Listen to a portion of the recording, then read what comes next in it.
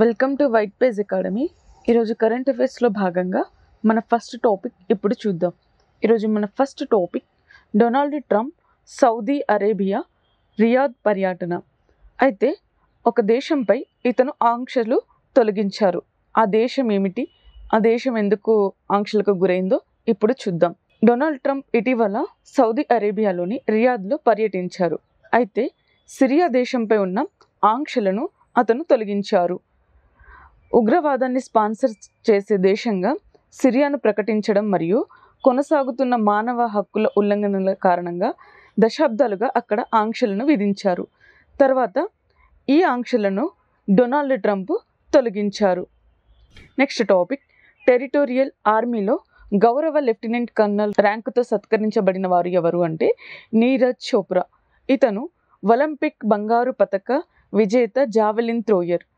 Territorial army స్థాపన ఏ సంవత్సరంలో జరిగిందంటే 1949 అక్టోబర్ 9. యుద్ధ సహాయం, విపత్తు ఉపశమనం మరియు దేశ నిర్మాణంలో ఈ టెరిటోరియల్ ఆర్మీ అనేది పాల్గొంటుంది. నెక్స్ట్ టాపిక్ ప్రపంచంలో మొట్టమొదటి వాణిజ్య స్థాయి ఈ మిథనాల్ ఉత్పత్తి కర్మాగారాన్ని ఎక్కడ ప్రారంభించారంటే డెన్మార్క్లో. నెక్స్ట్ టాపిక్ సుస్థిర వ్యవసాయ ఆవిష్కరణకు 2025 ప్రపంచ ఆహార బహుమతి మారియా ఏంజెలా హంగేరి. ఈమె బ్రెజిలియన్ మైక్రోబయాలజిస్ట్. ప్రతిష్టాత్మకమైన ఈ అవార్డుతో సత్కరించారు. తక్కువ రసాయన ఎరువులతో పంటలు పెరగడానికి వీలు కల్పించే సహజ ప్రక్రియ అయిన బయోలాజికల్ నైట్రోజన్ స్థిరీకరణపై ఆమె చేసిన సంచలనాత్మక పరిశోధనకు గాను 2025 ప్రపంచ ఆహార బహుమతి లభించింది. Next topic global accessibility awareness day 2025 India inclusive summit. ఈ సమ్మిట్ ఎక్కడ జరిగిందంటే న్యూఢిల్లీలో. గ్లోబల్ యాక్సెసిబిలిటీ అవేర్నెస్ డే సందర్భంగా 2025 మే 15న న్యూఢిల్లీలో ఇండియా ఇంక్లూజివ్ సమ్మిట్ జరిగింది. ప్రతి సంవత్సరం మే నెల 3వ గురువారం నాడు గ్లోబల్ యాక్సెసిబిలిటీ డేని జరుపుకుంటాము. ఇండియా ఇంక్లూజివ్ సమ్మిట్ను నిర్వహించేది ఏది అంటే కేంద్ర సామాజిక న్యాయం మరియు సాధికారత మంత్రిత్వ శాఖ, అదేవిధంగా వికలాంగుల సాధికారత, ఈ సంస్థలు ఇండియా ఇంక్లూజివ్ సమ్మిట్ను నిర్వహించాయి. నెక్స్ట్ టాపిక్ బెలూచిస్తాన్లో మొదటి హిందూ మహిళ అసిస్టెంట్ కమిషనర్గా ఇటీవల నియమితులయ్యారు. అయితే ఇటీవల నియమితులైన వారు ఎవరు అంటే కాశిష్ చౌదరి. ఈమెకు 25 ఇయర్స్. నెక్స్ట్ టాపిక్ 2024 నుంచి 25 ఆర్థిక సంవత్సరంలో అత్యధిక జీఎస్టీ ఆదాయ సేకరణ కలిగిన రాష్ట్రం ఏది అంటే మహారాష్ట్ర. 2024 ఆర్థిక సంవత్సరంలో 3,18,447 కోట్లతో మహారాష్ట్ర అగ్రస్థానంలో నిలిచింది. నెక్స్ట్ టాపిక్ ప్రపంచంలో అత్యధిక సంఖ్యలో మంచు చిరుతలు ఎక్కడ ఉన్నాయంటే లడఖ్లో.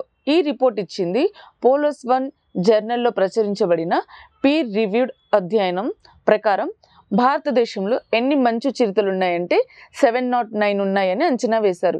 వీటిలో అత్యధికంగా ఎక్కడ కనుగొనబడ్డాయంటే లడఖ్లో 477 మంచు చిరుతలు కనుగొనబడ్డాయి. నెక్స్ట్ టాపిక్ బాగ్లీహర్ జల విద్యుత్ ప్రాజెక్ట్ ఆనకట్ట. ఈ ఆనకట్ట ఏ నదిపై నిర్మించబడిందంటే చీనాబ్ నదిపై. నెక్స్ట్ టాపిక్ దేశంలోనే తొలి యాచక రహిత నగరంగా ఇటీవల వార్తల్లోకి వచ్చిన దేశం ఏది అంటే ఇండోర్. ఇండోర్లో స్మైల్ పథకం యొక్క ఉప పథకమైన యాచరణలో నిమగ్నమైన వ్యక్తుల సమగ్ర పునరావాసం కింద నిరంతర పునరావాస ప్రయత్నాలను అనుసరిస్తుంది. నెక్స్ట్ టాపిక్ అండమాన్ సముద్రంలో ఏర్పడిన శక్తి తుఫాను. ఈ తుఫానుకు శక్తి అని పేరు పెట్టిన దేశం ఏది అంటే శ్రీలంక. నెక్స్ట్ టాపిక్ స్వేచ్ఛమైన రవాణాను ప్రోత్సహించడానికి గాను భారతదేశంలో మొట్టమొదటి హైడ్రోజన్ శక్తితో నడిచే ఇంధన సెల్ ట్రక్ను ప్రారంభించారు.